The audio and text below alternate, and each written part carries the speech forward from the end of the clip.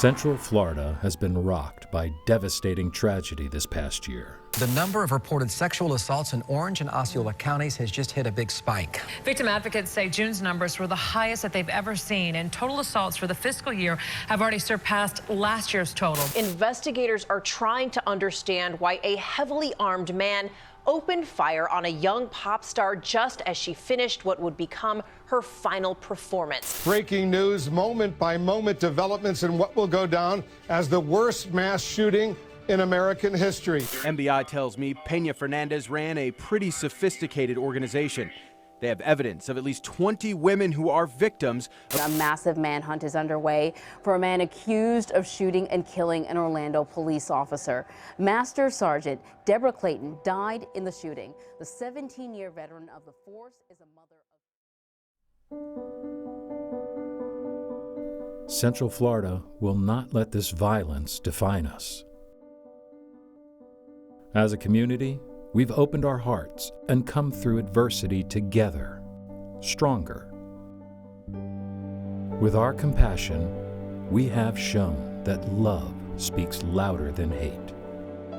And in a spirit of true goodness, we have bonded together and made a positive impact. At the Victim Service Center, we've joined the media to create awareness. As spring break gets into full swing across Central Florida, a warning from the Victim Service Center. Look out for one another, be aware, and be cognizant of your surroundings all the time.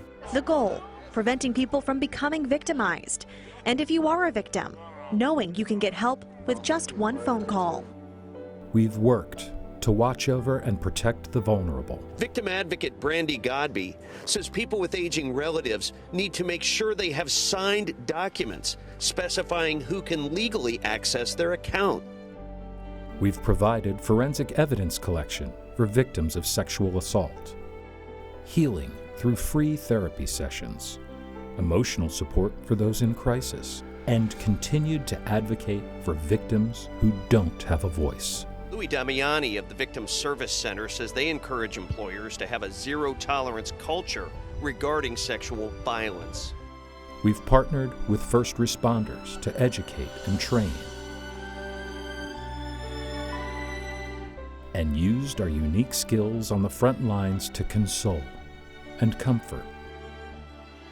In the events of the last year, we've witnessed remarkable bravery in our fellow citizens. But each of us has a hero within us to play our part. As we continue to heal and move forward, we in Central Florida must unite, now more than ever. You can help. You can be the difference. You can be the hero.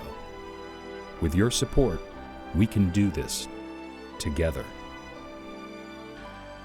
Help us end violence in Central Florida.